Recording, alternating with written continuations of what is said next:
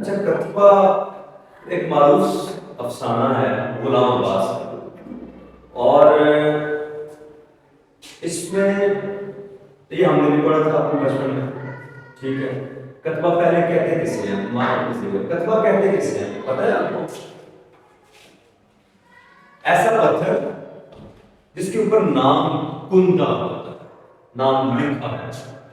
کندہ نام کیسے ہوتا ہے؟ جیسے آپ کسی پتھر کے اوپر یا لکڑی کے اوپر کالنگ کرتے ہیں، کسی اوزار سے گہرا اس کو کرتے ہیں اور اس میں لفظ لکھ دیتے ہیں، اس کو کندہ جیسے بالکل کتبہ میکسیمم قبروں کے اوپر استعمال ہوتا ہے۔ ویسے جو ہمارے گھروں کے باہر بھی پرانے وقتوں میں، آج کل تو لوہے کی پلاسٹک کی فلیٹ کی شیٹس آ گئی ہیں، پرانے وقتوں میں یہ پتھر کا ہوا کرتا تھا۔ کتبہ جو ہے یہ بڑے شان کی چیز ہوتی ہے، میرے گھر کے باہر ہے میرے نام کا کتبہ، ٹھیک ہے۔ کتبہ کتبہ سے مشتق ہو سکتا ہے، لکھے گئی چیز، کتبہ لکھنا عربی کا، تو یہ اس سے مشتق ہے کہ لکھی ہوئی چیز۔ اچھا، جو لکھی ہوئی چیزیں ہیں پتھر کے اوپر، ان میں ایک بڑی معروف چیز ہے جو جنہیں الواح بھی کہتے ہیں، لوح محفوظ۔ ہماری لوح محفوظ آسمانوں پہ ہے، ٹھیک ہے۔ اور جو یہودیوں کی جو الواح حضرت موسیٰ علیہ السلام کی، وہ صحرائے سینا میں موو کرتے ہوئے کہیں گر گئی تھی، صحرائے سینا میں۔ تو یہودیوں کے نزدیک ایک نظریہ یہ بھی ہے کہ یہ صحرائے سینا میں ہمیں رہنا چاہیے، اور ہمیں یہاں پہ جو ان کے صہیونی ہیں، جو ان کے شدت پسند یہودی ہیں، یہودی جیسے ہمارے یہاں مسلمان بھی ہیں سب بھی ہیں نا، اسی طرح یہودیوں میں بھی لوگ بھی ہیں اور شدت پسند بھی ہیں، ٹھیک ہے۔ جو صہیونی ہیں ان کے ذریعے میں یہ ہے کہ صحرائے سینا کو قبضہ کرنا ضروری ہے، اسی خطے میں موسیٰ علیہ السلام سے جو کہ گئی تھی، ان کی الواح بھی گئی تھی، تو ہمیں وہ ڈھونڈنی ہے۔ اور ٹیکسلا کی جو الواح ہے، یعنی یہ الواح وہ ہوتی ہے جس کے اوپر کسی بھی قوم کے اہم فرامین، فرمان کی جمع ہے، آرڈرز، یہ اس کے اوپر درج ہوتے ہیں۔ تو جو اشوک نے لکھوائی تھی الواح ٹیکسلا کی، اس نے وہ ابھی تو 2008 کا زلزلہ آیا، 2006-5 کا زلزلہ آیا تھا، اس زلزلے میں یہ اوپر ہزارہ کی طرف چٹان کو ٹیڑھی میڑھی ہوئی تھی، چٹان سی ہوئی تھی، اس کے اوپر خروشتی زبان تھی۔ کس زبان میں؟ ٹیکسلا کی پرانی زبان کون سی تھی؟ خروشتی زبان میں وہاں پہ الواح برآمد ہوئی ہیں، کس کی؟ اشوک، ٹھیک ہو گیا۔ تو کتبہ سے آپ کو سمجھ آ گئی موٹا موٹا اندازہ، کیا الواح کو بھی آپ کتبہ کہہ سکتے ہیں؟ اگر اشوک نے خود لکھوائی ہے تو وہ کتبہ ہی ہو گیا، کتبے کے اوپر۔ اچھا، اب ہم آگے چلتے ہیں کہ غلام عباس کا یہ افسانہ ہے، اور افسانہ کیا ہے؟ افسانے کے بارے میں ہم ویسے تو ہمیں آخر میں پڑھنا چاہیے، بٹ افسانہ ایک ایسی کہانی ہے جو میں سمجھاؤں گا، یہ بہت مشکل ہوتا ہے بیٹا لٹریچر میں کسی بھی صنف سخن کا، صرف غزل، نظم، افسانہ، ان چیزوں کا درست آپ اگلے بچے کے دماغ میں کور کرتے ہیں کہ یہ کیا ہے۔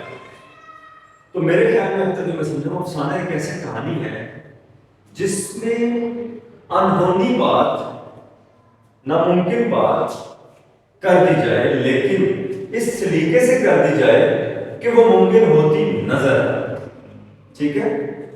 یعنی یہ ممکن نہیں ہے کہ میں یہاں سے باہر نکلوں، اسکول سے باہر نکلوں اور روڈ کے اوپر مجھے 6 پر سونا گرا ہوا ملے، اور میں کھڑے ہو کے 600 لوگوں کو بلاؤں تو مجھے 200 گرام ملے، ایسے ممکن تو نہیں ہے۔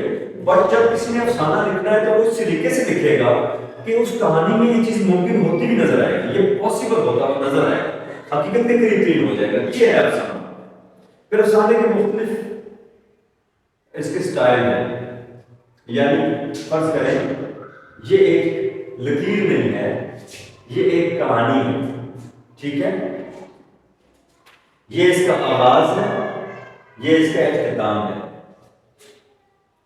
آغاز جہاں سے بھی ہوگا، ہو سکتا ہے آغاز بہت نیچے سے ہو، پھر آغاز میں اوپر جائیں گے، پھر پیک بنے گی، پھر وہ آہستہ آہستہ، اور اکثر افسانوں نے کہا کہ ہاں اینڈ جو ہے بہت پیک پہ ہوتا ہے، بہت بلاسٹک ہوتا ہے۔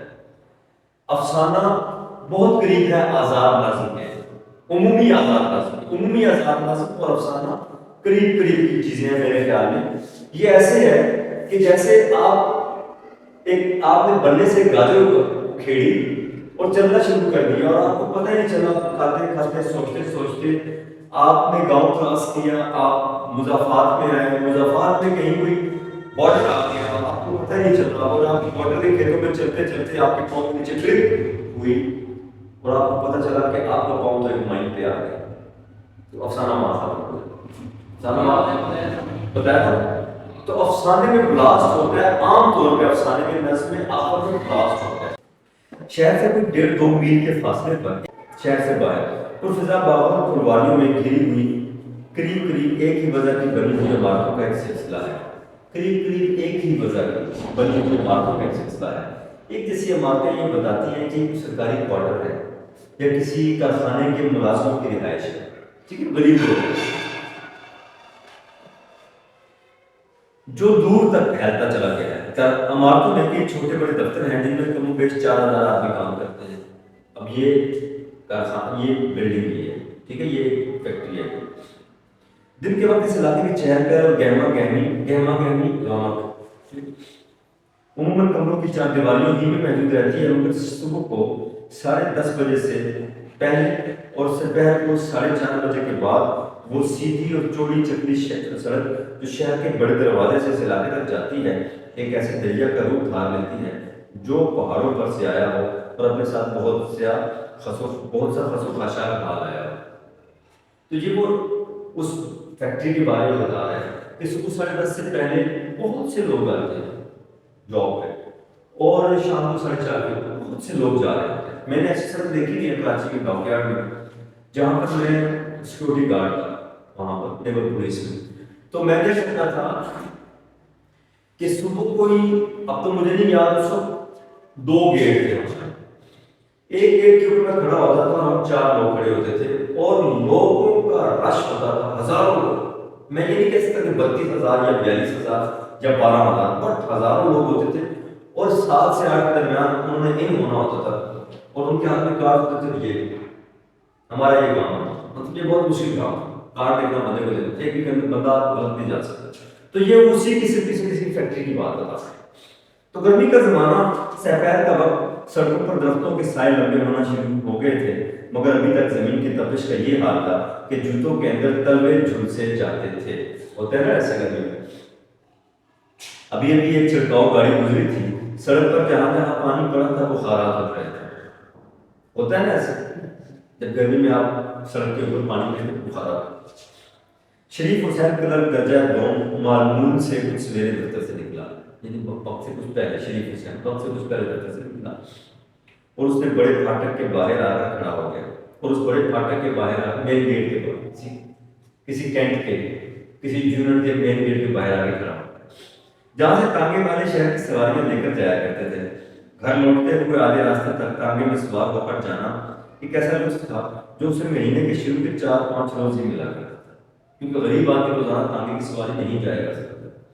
جیسے آپ کو روزانہ پنڈی جانا ہو تو اپنے 2 دن تو پلین پہ چلے جائیں گے، پھر آپ لوکل پہ جائیں گے یا کون کرایا جائے گا. شروع کے 4-5 دن ملا کرتا تھا اور آج کا دن انہیں مبارک دنوں میں سے تھا. آج خلاف معمول تنخواہ کے 8 روز بعد اس کی جیب میں 5 روپے کا نوٹ اور کچھ آنے پیسے پڑے تھے. آنے پیسے پڑے تھے، یہ بڑا اہم جملہ ہے. آنے پیسے پڑے کا مطلب یہ ہے کہ یہ رائٹر یہ بتا رہا ہے کہ یہ اس دور کی کہانی ہے جس دور میں پاکستان میں آنے اور پیسے چلا جاتے. ٹھیک ہے، تو یہاں ایک بڑی اہم بات ہمیں سمجھ میں آتی ہے کہ تاریخ 2 طرح کے لوگ لکھ رہے ہوتے ہیں. ایک تاریخ لکھتا ہے مورخ، جو تاریخ لکھ رہا ہوتا ہے کہ اس انسان نے زیادہ ماشاء اللہ لگایا، اس سے شرف آ گئے.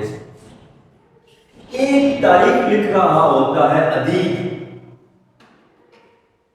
جو مورخ تاریخ لکھتا ہے اس میں ڈنڈی مارے جانے کا امکان ہوتا ہے. ادیب کی تاریخ حالانکہ یہ افسانہ ہے لیکن تاریخ بالکل اپنی جگہ پہ مکمل جواز کے ساتھ موجود ہے. کیوں کہ ادیب اپنے قلم کو دھرتی کے اندر موجود سیاہی سے اٹھا کر لکھتا ہے، اپنی ذات کے اندر داغ جگہوں پہ لکھتا ہے یا دھرتی میں موجود سیاہی سے اٹھا کر لکھتا ہے. جو صحافی ہے اس کا دھرتی سے یا ذات سے کوئی تعلق نہیں ہوتا، وہ سوری سے ہوا کے رخ پر ہواؤں کے اندر قلم ڈبو ڈبو کے لگتا ہے، جس چیز کا ٹرینڈ چل رہا ہے اس نے وہ لکھنا ہے، ٹھیک ہے؟ یہ فرق ہے ادیب اور مورخ نے روزگار کے، پیٹ کے، معاش کے دباغ کے اندر ڈبو ڈبو کر لکھنا ہے مورخ، کیونکہ اس کو پتہ ہے اسے سچ کر دیا تو اس کی ہو سکتا ہے روزی روٹی بند ہو جائے۔ تو مورخ، صحافی اور ادیب میں یہ فرق ہے۔ ادیب نے اپنی ہٹ جسم کے اندر سچ لکھنا ہے، دھرتی کے اندر جو دھڑک رہی ہے اس میں وہ لکھنا ہے، تو وہ لکھ رہا ہے کہ یہ آنے پیسے کرنے والا۔ اب ہمیں پتہ چلتا ہے کہ 60s 70s یا 50s کی دہائی کا غلام عباس کا افسانہ ہے، اور آج کے دن میں مبارک دنوں میں سے تھا۔ آج خلافی معمول 8 تنخواہ کے 8 روز بعد اس کی جیب میں 5 روپے کا نوٹ کچھ آنے پیسے پڑے تھے۔ وجہ یہ تھی کہ اس کی بیوی مہینے کی شروع ہی میں بچوں کو لے کر لے کے چلی گئی تھی، اور وہ گھر میں اکیلا رہ گیا تھا۔ دن میں دفتر کے حلوائی سے 2-4 پوریاں لے کر کھا لی تھی، 2-4 پوریاں لے کر کھا لی تھی۔ اب پوریاں ہمیں کیا بتاتی ہیں؟ پوریاں یہ بتاتی ہیں کہ یہ پنجاب کے لوکیل کا افسانہ ہے، انڈین پنجاب یا پاکستانی پنجاب، یہ وہ پنجاب ہے، کیونکہ حلوہ پوری بنائی طور پہ پنجاب کی ڈش ہے، KPK میں نہیں کھائی جاتی، سندھ میں کم کھائی جاتی ہے، مجھے کراچی میں کچھ تو ہے پر اتنا ٹرینڈ نہیں ہے اس کا، ٹھیک ہے؟ وہاں بریانی کو بریانی کہتے ہیں۔ تو اور اوپر سے پانی پی کر پیٹ بھر لیا تھا۔ رات کو شہر میں کسی سستے سے ہوٹل میں جانے کی ٹھہرائی تھی، بس بے فکری تھی، گھر میں کچھ ایسا اثاثہ تھا نہیں جس کی رکھوالی کرنی پڑتی، اس کی وہ آزاد تھا، جب چاہے گھر جائے اور جب چاہے ساری رات سڑکوں پر گھومتا ہے۔ کچھ دیر میں دفتروں سے کلرکوں کی ٹولیاں نکلنی شروع ہو گئی، اور ان میں ٹائپسٹ، ریکارڈ کیپر، ڈسپیچر، سمجھ رہے ہو عہدے سمجھتے؟ ڈسپیچر یعنی جو میل ڈسپیچ کر رہا ہوتا ہے، ٹھیک ہے؟ آج 70 خط آ گئے ہیں دفتر سے آئے ہیں تو یہ بھیجنے ہیں مختلف اداروں کو، تو وہ میل ڈسپیچ کرتے ہیں۔ اکاؤنٹنٹ پیسے کا حساب، ہیڈ کلرکس کا سینئر، سپرنٹینڈنٹ جو کلرک سے اوپر ہوتا ہے، غرض ادنا والا ہر درجے اور حیثیت کے کلرک تھے، اور اسی لحاظ سے ان کی وضاحت بھی ایک دوسرے سے جدا تھا، مگر بعض ٹائپ خاص طور پر نمایاں تھے۔ سائیکل سوار آدھی آستینوں کی قمیض، خاکی زین کی نکر، زین کا کپڑا سمجھتے ہیں جینس جو آپ نے پہنے، اس کو اردو میں زین کہتے ہیں، ٹھیک ہے؟ خاکی زین کی نکر اور چپل پہنے، سر پر 16 ہیٹ رکھے، کلائی پر گھڑی باندھے، رنگ دار چشمہ لگائے، بڑی بڑی توندوں والے بابو، چھاتا کھولے، منہ میں بیڑی، بغلوں میں فائلوں کے گٹھے دبائے۔ ان فائلوں کو وہ قریب ہر روز اس امید کے ساتھ گھر لے کر جاتے کہ جو گتھیاں وہ دفتر کے ان غبارے میں نہیں سلجھا سکے، ممکن ہے گھر کی یکسوئی میں ان کا کوئی حل سلجھ جائے، مگر گھر پہنچتے ہی وہ گرہستی کے کاموں میں آئے۔ گرہستی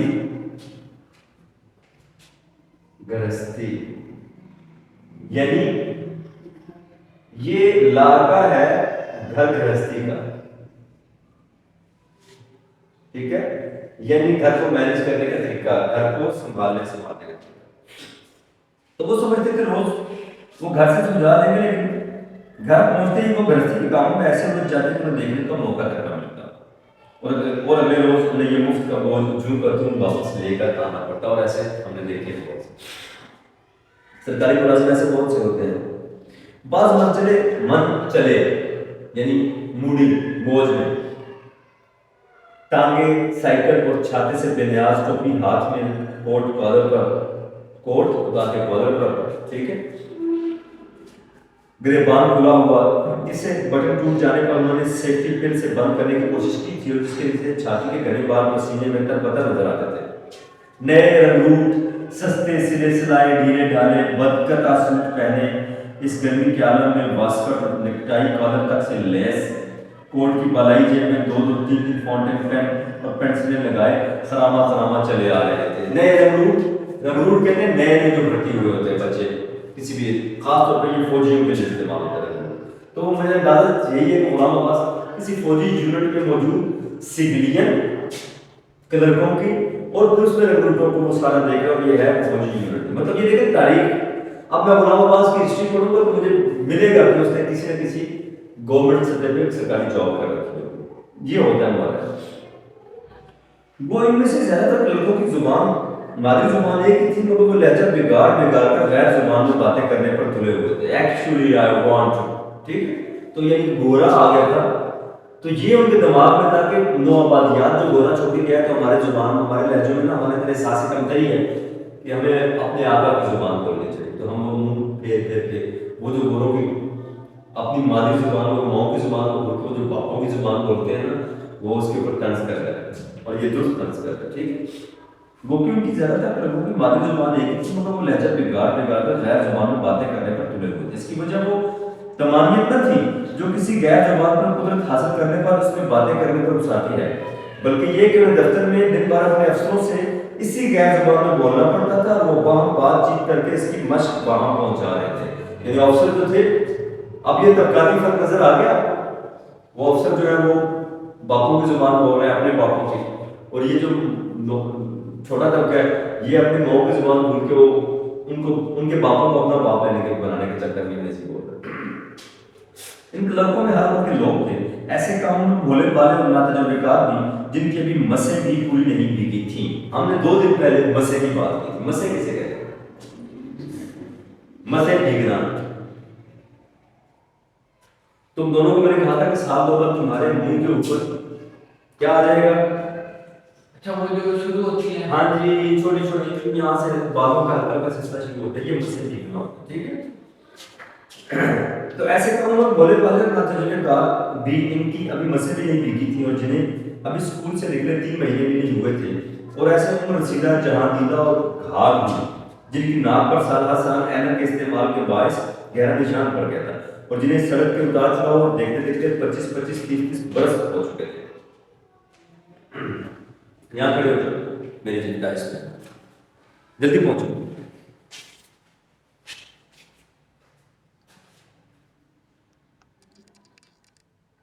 ٹھیک ہے، آ جاؤ.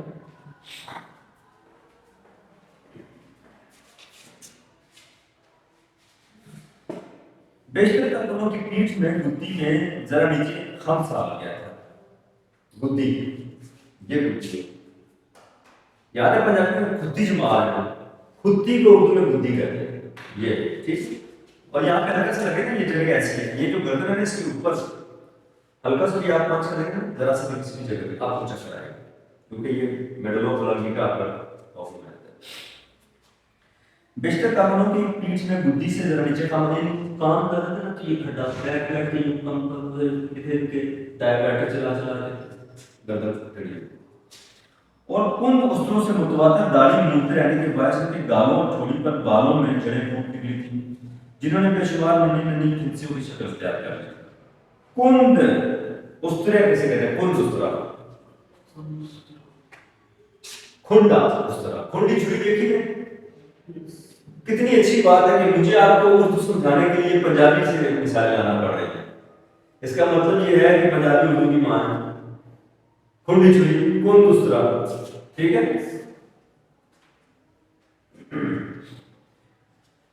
اچھا، جنہوں نے بے شمار ننھی پھنسیوں کی شکل اختیار کر لی تھی. پیدل چلنے والوں میں بتیرے لوگ، بتیرے سنو پنجابی میں، بتیرے بہت سے بتیرے لوگ بخوبی جانتے تھے کہ دفتر سے ان کے گھر کو جتنے راستے جاتے ہیں ان کا فاصلہ کتنے ہزار قدم ہے.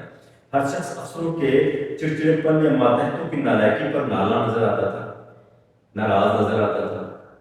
ایک تانگے کی سواریوں میں ایک کی کمی دیکھ کر شریف حسین لبوں پر اس پر سوار ہو گئے. دیکھو اب اس نے ابھی تک دفتر سے چلا تھا، ابھی تانگے میں نہیں بیٹھا تھا، اس نے ہمیں پورا منظرنامہ ایسے گھمایا کہ ہم اس منظرنامے میں ہی گم ہو گئے تھے. اور جہاں ہمیں یاد ہے کہ اس نے تانگے میں بیٹھنے اور بیٹھ گیا، کیسے ریئلٹی بنا دی اس نے. ٹھیک ہے، تانگا چلا اور تھوڑی دیر بعد شہر کے دروازے کے قریب پہنچ کر رک گیا. شریف حسین نے اکنی نکال کر نوٹ پہنچوان کو دی. اکنی، ایک پیسہ. روپے میں کتنے پیسے ہوتے ہیں؟ ایک پیسہ نکال کے دیا اس نے. پہنچوان کو دی اور گھر کی بجائے شہر کی جامع مسجد کی طرف چل پڑا، جس کی سیڑھیوں کے گردا گرد ہر روز شام کو کونا فروشوں اور سستا مال بیچنے والوں کی دکانیں سجا کرتی تھیں اور میلہ سا لگا رہتا تھا. لگے نہ لگے مجھے لگتا ہے یہ پنڈی شہر ہے. سامنے صدر ہے، فوجی بیٹھے ہیں، فوجیوں کے علاقے ہیں، اور ٹانگے بیٹھ کے سب سے بڑی جامع مسجد جو میں نے دیکھی ہے وہ پنڈی کی جامع مسجد جو ہے، بڑی اس حوالے سے کہ اس کی سیڑھیوں کے اوپر ابھی بھی بازار لگتا ہے. لنڈے کے جوتے، لنڈے کے کپڑے، میرے جو خود میرے باپ نے وہاں سے لنڈے کے جوتے لے کے دیے. ٹھیک ہے، تو وہاں پر ڈنڈا لگتا ہے، میں نے خود وہاں سے ڈنڈا لیا۔ اس کے علاوہ کراچی کی کوئی ایسی جامع مسجد نہیں ہے مجھے جو کینٹ کے پاس ہو، مطلب یہ دیکھیں تاریخ یوں پلٹ ہوتی ہے۔ دنیا بھر کی چیزیں ہر بازار ہر تماش کے لوگ یہاں ملتے تھے، اگر مقصد خرید و فروخت نہ ہو تو بھی یہاں اور لوگوں کو خریدے چیزیں خرید کے مول تول کرتے دیکھنا بجائے خود ایک لطف تماشا۔ ٹھیک ہے، شریف حسین لیکچر باز حکیموں سنیاسیوں، حکیموں سمجھتے ہیں، حکیم حکماء سنیاسیوں۔ اب یہاں پر تھوڑا اہم نکتہ ہے، شریف حسین لیکچر باز حکیموں سنیاسیوں، ویسے تو حکیم کی جمع حکماء ہے، غلام حسین نے حکیموں لکھا، لیکچر باز حکیموں، حکیموں کیوں لکھا؟ یہ عام لوگوں کی لینگویج ہے، اور یہ عام لوگوں کے لیے ہی کہا ہے، یہ عام جو ہوں گے نا لوکل حکیم، لیکچر باز حکیم، ان کے لیے حکیموں لکھنا بالکل جائز کیا اس نے۔ لیکن اگر وہ کسی بڑے حکماء جنرل حکماء کے بارے میں لکھتا کہ وہاں میں اس ہال میں داخل ہوا تو دنیا بھر سے چنے ہوئے 6 جنرل جج حکماء بیٹھے ہوئے تھے، تو پھر وہ حکماء کا اوریجنل لفظ لکھتا ہے، میرا خیال ہے، کیونکہ اس کو معلوم ہوگا حکیموں کی بجائے حکماء، لیکن اس نے جان بوجھ کے یہ کام کیا۔ شریف حسین لیکچر باز حکیموں سنیاسیوں، تعویذ کرنے بیچنے والے سیانوں اور کھڑے کھڑے تصویر اتار دینے والے فوٹوگرافروں کے جھمگٹوں کے پاس ایک ایک 2 منٹ رکتا، سیر دیکھتا، اس طرف جا نکلا جہاں کباڑیوں کی دکانیں ہیں۔ یہاں اسے مختلف قسم کی بے شمار چیزیں نظر آئیں، ان میں بعض ایسی تھی جو اپنی اصل حالت میں بلا شبہ صنعت کا اعلیٰ نمونہ ہوں گی، مگر ان کباڑیوں کے ہاتھ پڑتے پڑتے یا تو ان کی صورت اس قدر مسخ ہو گئی تھی کہ پہچانی ہی نہ جاتی تھی، یا ان کا کوئی حصہ ٹوٹ پھوٹ گیا تھا جس سے وہ بیکار ہو گئی تھی۔ چینی کے ظروف اور گلدار، ٹیبل لیمپ، گھڑیاں، جلی ہوئی بیٹریاں، چوکھٹے، گراموفون کے کل پرزے، جراحی کے آلات، ستار، بھس بھرا ہرن، پیتل کے لمبھینگ، بدھ کا نیم کا مجسمہ۔ کچھ یاد آ رہا ہے یہ چیزیں دیکھ کے؟ یعنی آج کے لڑنے میں یہ چیزیں نہیں ملتی ہیں بیٹا، بٹ وہ جو لڑکا تھا مجھے ملتی تھی۔ مجھے آج بھس بھرا کوئی مجسمہ ملے نا اس کا ہرن کا، میں لے آؤں، پتہ ہے نا کتنی قیمتی چیز ہے۔ اب گراموفون کیا ہے؟ گراموفون سب اینٹیکس ہو گئے، ٹھیک ہے، اس سے ثابت یہ ہوا کہ آپ لندن کا ایک کنٹینر لے کر رکھ لیں اور اپنی اگلی نسلوں کے لیے اس کو محفوظ کر دیں، 3 نسلوں کے بعد وہ کنٹینر ان کے لیے بہت بڑا اینٹیک ہوگا۔ اس وقت گراموفون لاکھوں میں ملے گا، ہزاروں میں نہیں ملے گا، لاکھوں میں، ٹھیک ہے، یونیک چیز۔ ایک دکان پر اس کی وجہ سے سنگ مرمر کے ٹکڑے کپڑے جو معلوم ہوتا تھا کسی مغل بادشاہ کے معلوم ہوتا تھا کہ مغل بادشاہوں کے کسی مقبرے یا بارہ دری سے کھڑا گیا ہے۔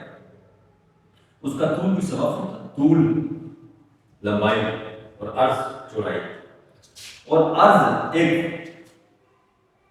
شریف حسین نے اس ٹکڑے کو اٹھا کر دیکھا، یہ ٹکڑا ایسی نفاست سے تراشا گیا تھا کہ اس نے محض یہ دیکھنے کے لیے کہ بھلا کباڑی اس کے کیا دام بتائے گا قیمت دریا تھا، 3 روپے۔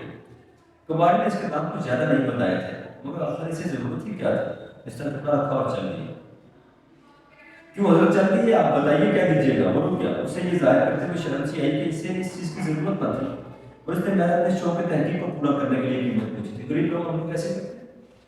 اسے سوچا دام اس قدر کم بتاؤں کہ جو کباڑی کو منظور نہ ہو، کم از کم اپنے دل میں تو یہ نہ کہے گا کہ یہ کوئی بنگلہ ہے جو دکانداروں کو ضائع اپنی ہرس پوری کرنے آیا ہے، ہرس لالچ، ہم کو روپیہ دیں گے۔ یہ کہہ کر شریف حسین نے چاہ کے جلد جلد قدم اٹھاتا ہوا کباڑی کی نظر سے اوجھل جب اس نے اس کی مہلت ہی نہ دی۔ اجی سنیے تو کچھ زیادہ نہیں دیں گے، 1.25 روپیہ بھی نہیں، اچھا لے جائے۔ شریف حسین بہت شریف تھا، نام کتنا اچھا کرے شریف حسین۔ شریف حسین کو اپنے آپ کو غصہ آیا کہ میں نے 12 آنے کیوں نہ کہے، اب لوٹنے کے سوا کچھ زیادہ ہی کیا تھا۔ قیمت ادا کرنے سے پہلے اس نے اس مرمری ٹکڑے کو اٹھا کر دوبارہ دیکھا تھا کہ ایک اگر ذرا سا بھی عکس نظر آئے گا تو سودے کو منسوخ کر دے تاکہ جان چھوٹے، لینا تو نہیں، مگر وہ ٹکڑا بے عیب تھا۔ نہ جانے کباڑی نے اس سے اس قدر سستا کیوں بیچنا قبول کیا تھا۔ رات کو جب وہ کھلے آسمان کے نیچے اپنے گھر کی چھت پر اکیلا بستر پر کروٹے بچ رہا تھا تو اس سنگ مرمر کے ٹکڑے کا ایک مسئلہ اس کے ذہن میں آیا۔ خدا کا خانے عجیب ہے، وہ بڑا غفور الرحیم ہے، کیا آج اس کے دن پھر جائے، وہ کلرک سے درجہ 2 سے ترقی کر کے سپرنٹینڈنٹ بن جائے اور اس کی تنخواہ 40 سے بڑھ کر 400 ہو جائے، یہ نہیں تو کم از کم ہٹلر کی سے پھر اسے ساجے کے مکان میں رہنے کی ضرورت نہ رہے، بلکہ وہ کوئی چھوٹا سا ساجے کا مکان کیا ہوتا ہے، کمبائن، جس میں ہم